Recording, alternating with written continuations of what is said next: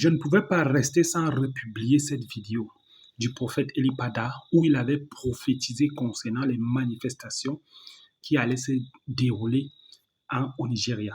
Je vous propose d'écouter attentivement cette vidéo, de regarder et dites-moi en commentaire ce que vous en pensez. Regardons ensemble. Mai 2026, le prophète Elipada, après un temps de jeûne dans la présence de Dieu, fait connaître la parole du Seigneur sur ce qui va arriver dans les nations. Aujourd'hui, nous parlerons du Nigeria, où le prophète voyait des manifestations, des soulèvements populaires. Le 12 juin 2026, quelques semaines plus tard, la prophétie s'accomplit. Une vague de protestations secoue le pays. À Abuja, la capitale du Nigeria, la police a tiré des gaz lacrymogènes sur des manifestants ce vendredi. Ces derniers défilaient pour dénoncer l'insécurité croissante et la vague d'enlèvements qui touche plusieurs régions du pays. Durant cette manifestation, organisée à l'occasion de la journée de la démocratie, les forces de sécurité ont bloqué l'accès aux zones proches de la villa présidentielle et ont dispersé une partie de la foule à l'aide de gaz lacrymogènes. Nous sommes sortis pour manifester contre nos dirigeants. Ils nous arrosent de gaz lacrymogène, mais ils n'en ont pas pour les bandits qui se cachent dans les buissons. Ils ont fait en sorte que nos agriculteurs n'osent plus aller aux champs. Je viens d'une région où il n'y a pas de paix. Je suis une représentante de l'État de Taraba. J'ai été témoin de nombreux meurtres. Beaucoup de vies ont été prises. Et aujourd'hui, nous sommes ici pour dire que ça suffit.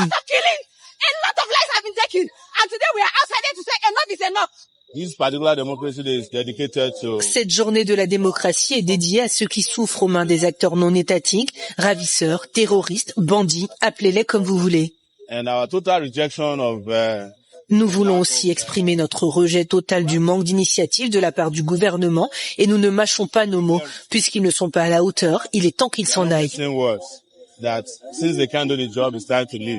Le Nigeria continue de faire face à des défis sécuritaires sur plusieurs fronts.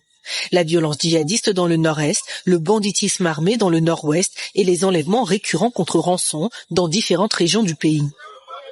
T'es secoueur des rassemblements, un slogan a particulièrement retenu l'attention, Tinubu must go. Si certains manifestants réclament des réformes urgentes pour soulager la population, d'autres estiment que le gouvernement a perdu la confiance du peuple.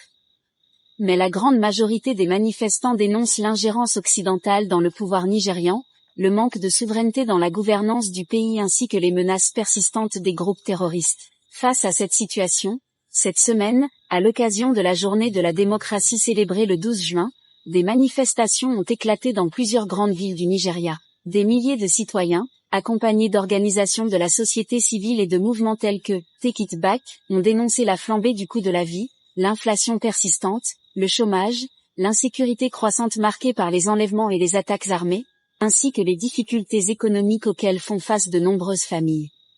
Certains manifestants ont scandé le slogan « Tinubu must go », traduisant une contestation directe du pouvoir en place, tandis que d'autres ont surtout réclamé des réponses plus efficaces du gouvernement face à la crise sociale et sécuritaire. À Abuja, l'intervention des forces de l'ordre, qui ont dispersé une partie des protestataires à l'aide de gaz lacrymogène, a accentué les tensions avec des militants pro-démocratie et certaines figures de l'opposition. De son côté, le président Bola Ahmed Tinubu continue de défendre ses réformes économiques, estimant qu'elles sont nécessaires pour assainir l'économie nationale et assurer, à terme, la stabilité du pays malgré les sacrifices qu'elles imposent actuellement à la population. Pour ses détracteurs, ces manifestations traduisent toutefois un profond désaveu populaire et révèlent une crise de confiance grandissante entre le pouvoir nigérian et une partie importante de ses citoyens. Mais le président du Nigeria, M. Tinubu, joue la carte de l'apaisement, et tout rentre en ordre, comme l'avait annoncé le prophète Elipada. Voici encore une autre preuve de l'authenticité du mandat prophétique du serviteur de Dieu, le prophète Elipada. Que Dieu garde son serviteur. Alors, lorsque on regarde ces vidéos, parce que les gens ont souvent tendance à s'accrocher sur des prophéties qui tardent à se réaliser pour dire qu'un prophète est faux. Et pourtant, la prophétie peut venir et puis ça peut mettre du temps avant de se réaliser. Et puis, vous voyez, lorsque les prophéties se réalisent comme ça, ces gens qui sont incrédules ne viennent pas pour dire oui, vraiment, on reconnaît la gloire de Dieu, on reconnaît que le Seigneur vraiment utilise son serviteur, ainsi de suite. Mais lorsqu'une prophétie tarde à se réaliser, c'est là où vous allez les voir sortir. Vous allez les entendre dire n'importe quoi. Alors, la Bible dit ne méprisez pas les prophéties. Mais examinez toutes les prophéties et retenez ce qui est bien. J'ai voulu partager cette vidéo avec vous.